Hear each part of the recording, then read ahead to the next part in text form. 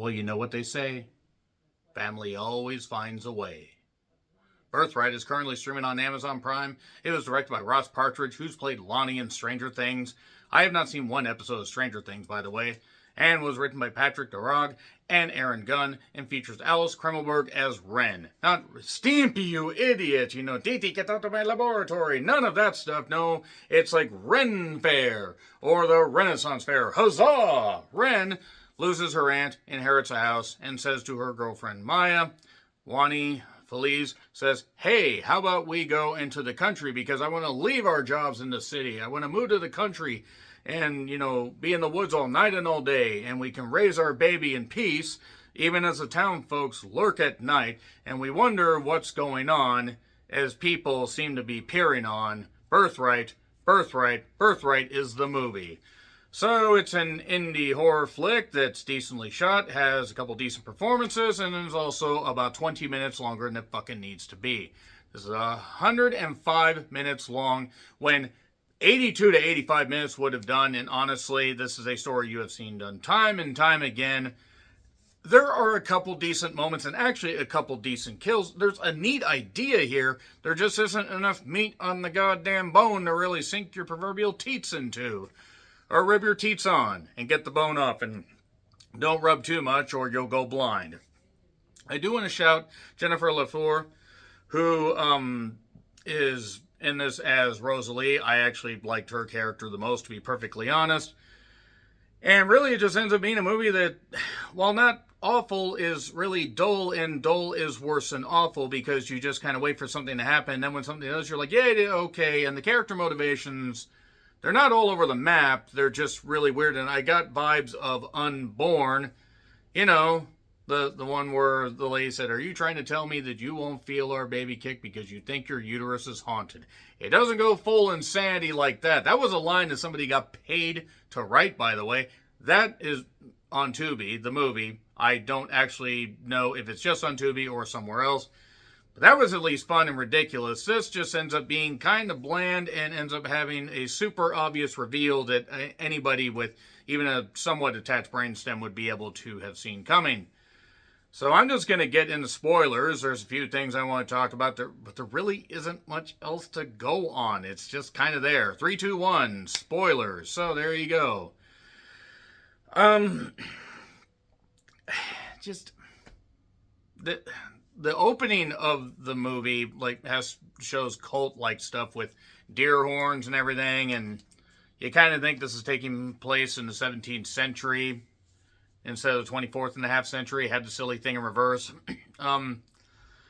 And basically, after getting a little bit of setup at the house, we see an old man introducing them to the house and everything. This old man looks like he was around when the first ever house was built, by the way. Wren wants to move there. Maya's not sure, but Wren is pregnant, and basically even though it's obviously a relationship that is more on convenience and having been together so long than it really is about love, you can kind of tell that. Wren's opinion ends up winning out. She's too nervous about the baby, and I noted that the office of Rosalie was a 19th century cottage. And yeah, Wren's a little bit paranoid. She has a reason to be, though, because it turns out that there are certain things going on, like, her aunt, maybe is a little bit closer to her than she realized. She's doing piano lessons. Suddenly, a weird girl named Chelsea shows up. Not Chelsea Green, not that. That's a deep cut for wrestling fans that none of which are going to be watching at this point. But yeah, she leaves some kind of weird dream catcher hair thing there. And it ends up disappearing. And then she gets a call from Chelsea's mother. And it actually turns out that it's not Chelsea. And oh boy, something weird is really going on here. It's just some strange, crazy thing. By the way, the kid never actually said what her name was. But Maya is a little bit weirded out by some of this stuff in the house. And it's very obvious there's something going on with the house. And by the way, special effects aren't terrible. There really actually is a lack of special effects. It's atmospherically shot, if that's even a way of saying things. Then, Wren starts having nightmares. She's tied up in the woods. That factors in a little bit later. and suddenly she's bleeding, and she lost a baby, and oh my God, this is terrible. Maya's upset, and the doctor's asking some questions and says, well, we checked, and there was no baby. There was no baby, Jerry. And could she have been faking it? It actually turns out she wasn't faking it, by the way. I'm going to save a whole lot of explanation. Like, yes, Wren is going a little bit nuts. She has a reason why she's going nuts, but she actually was pregnant. The OBGYN, Rosalie, by the way, I'd say Jennifer is very beautiful. I do have to say that. There's no way she's watching this. God forbid if any actor from this is watching it. But you were pregnant after all. And we get more explanation of why they wanted to leave the city. Well, specifically Wren, because she was teaching in the Bronx. A student named Angela ended up dead, and she lost her job, and she basically melted down. She ends up seeing that weird kid, around, just like, is the kid real? Is she losing it? Apparently, also, this couple has a dog. A dog that ends up dead, by the way, but off camera, so I can't knock it off a star off of it for that.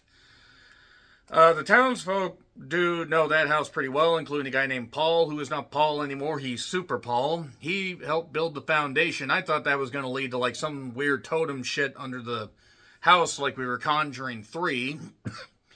And it turns out the aunt actually fell prey to something that, basically she couldn't get away from. Paul then puts a weird, bloody cross, not the Taji Ishimori move, but, just some weird bloody cross while killing a sacred deer.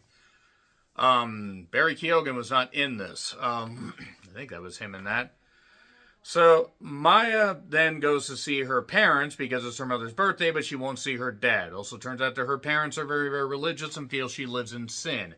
Parents, if you ever think that your child, who happens to be born gay, discovers this about themselves, and you think that they are somehow a sinner because of a fairy tale book, you're not a parent. You don't deserve to talk to them.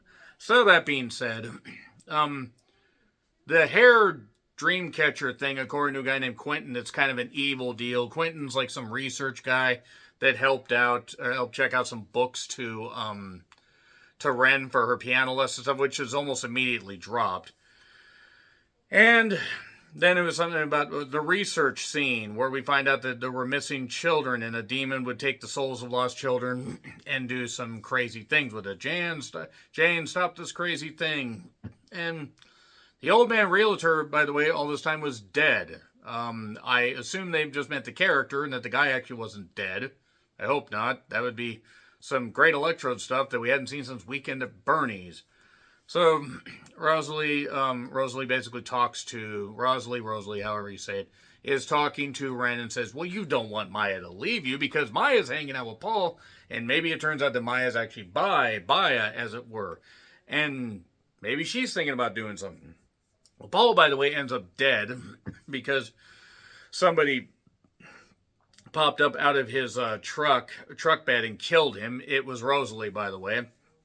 Don't ask me how. And she ended up drugging Wren. Wren's then having some issues, like as far as like her mental state and stuff like that. Also ties back to her mother. Her mother has some, thing to do with all this stuff. And she also wants to try again. Wren and Maya want to try again. Wren wanted to do, Maya wasn't so sure. And they do. They're going to be prepared. Shrieking scar noises. Long live the king. And basically what it ties to is this ritualistic setup that is in a barn that Wren has set up because it ties back to stuff that happened with her family. Essentially, you can summon a child into you, and to keep it, you have to do something really terrible in order to not become barren or something. Gets a little bit confusing. Gets a little bit confusing mainly because it's hard to care by this point. It's pretty simple, and they explain it enough. But it is what it is. One weird lady shows up, and that is the mother of the girl that was claiming to be, wasn't Chelsea, but she ended up showing up at the wedding, for the two lasses and cuts her arm because she's apologizing for what she did. The lady knew her mother. And it turns out the sister took Wren, and that her aunt is actually her mother. Boy, it is just going with all the dueling banjos. And they got a bird in mouth. And the mother was cursed, and so is Wren. And the woman starts calling her a witch. We found a witch, maybe we burn her. So, yeah, dog's found hung up. The police are investigating stuff that's going on. This is just ambling towards its conclusion. Wren is fully snapped. Maya buries a dog. The police offer exposition. This will not end, is what I noted. Quentin then, by the way, calls Wren and basically ends up, telling her some stuff that he found out. But then he's killed in the goddamn Library of Congress, for all I know. And he's killed with a deer antler, and the blood sprays on the book. There are cool shots in this, and a couple cool deaths. And I like what some of this movie did, or some of what this movie did in English. But it just would limp along. It would just stop and start. It wasn't a slow burn. It was like, God, we just don't know how to get this bitch going. So Basically, Maya's talking to Rosalie. Rosalie pretty much lets it, or Rosalie, she pretty much lets it slip. That's her. And she's doing all this because she is going to take the baby that Wren has, and she is going to basically offer it up to the cult leader thing. That's the old guy, by the way.